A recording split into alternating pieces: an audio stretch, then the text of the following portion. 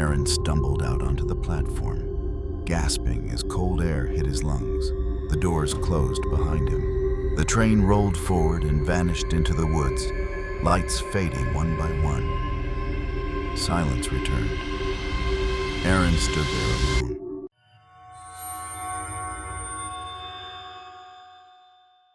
They used to call it the Christmas train. Not officially. That was just what people in the town called it. Half joking, half nostalgic. Every December, on the week leading up to Christmas, a late-night passenger train would pass through the Northern Rail line. It cut across the edge of town.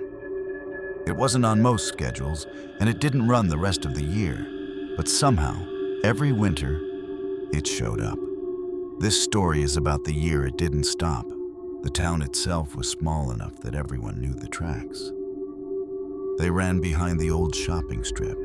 They passed a frozen field and into the woods beyond. The station was barely more than a concrete platform, with a bench, a flickering overhead light, and a sign that still listed destinations no one traveled to anymore. Some were seasonal workers.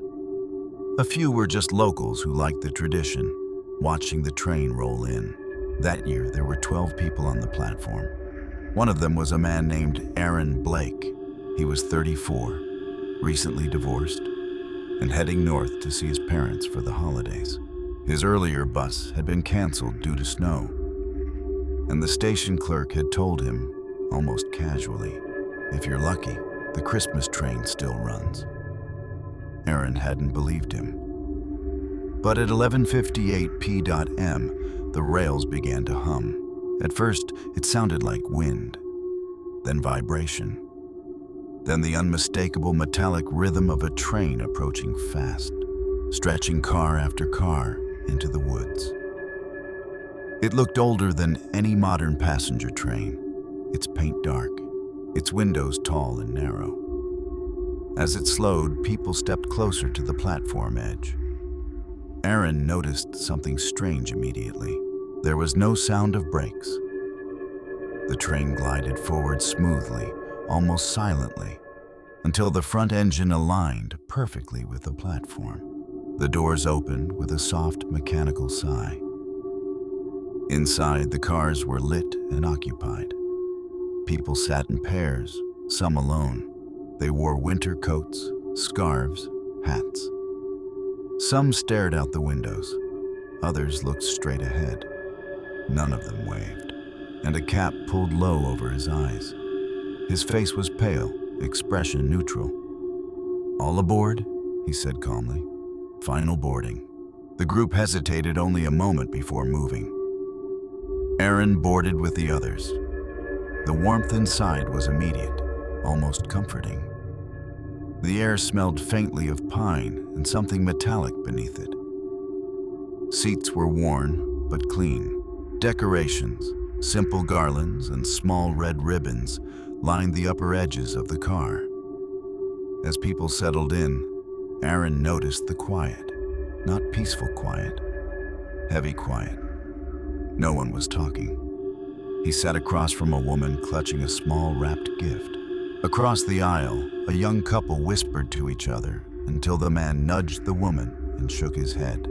They fell silent. The doors slid shut. The train began to move. Aaron checked his watch. 11:59 p.m. "Does this train stop anywhere else?" he asked the conductor as the man walked past. The conductor paused. "For those who belong," he said. That answer unsettled Aaron more than it should have. The train picked up speed quickly. Snow blurred past the windows. Trees flashed by in dark streaks. Minutes passed. Then something odd happened. The train slowed. Through the windows, Aaron could see the lights of the town again. The station platform, the bench, the flickering overhead lamp. They were passing it. A man near the door stood up. "Hey," he said, louder than necessary. "This is our stop." The conductor didn't respond. The train glided past the platform without slowing. Aaron felt a cold drop settle in his stomach. The woman with the gift stood now, her voice shaking. "You missed the station?" The conductor turned slowly. "No," he said. "We didn't." People began speaking all at once. "You passed it. This is the only station. You have to stop."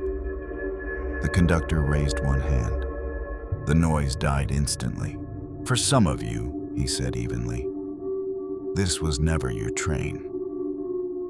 The silence that followed felt wrong, like the air itself was pressing inward.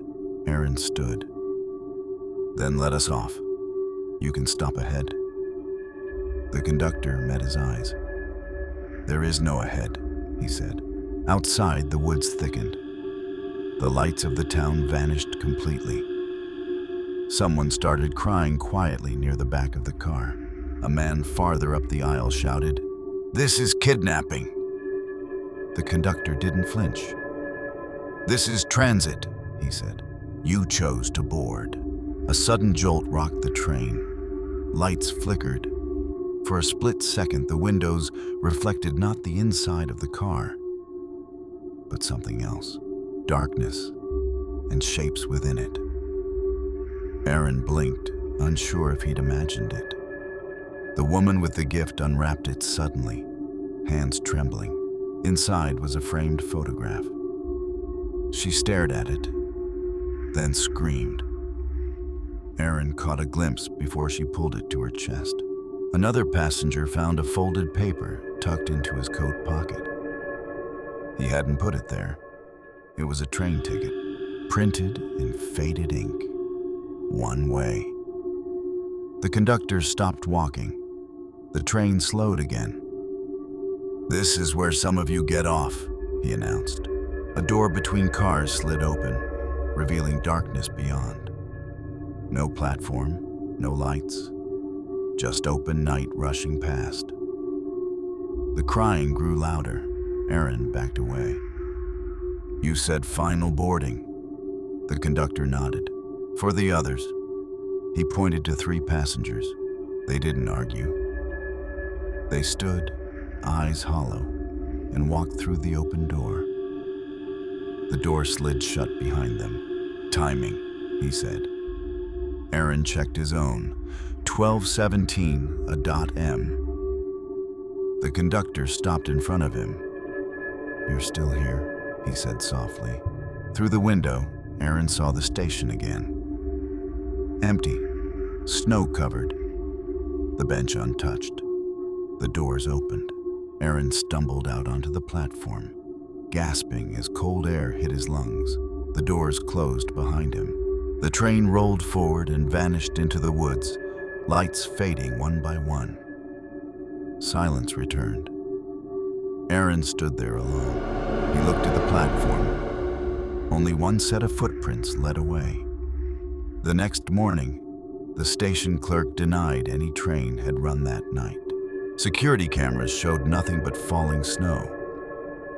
And every Christmas since, the train still passes through.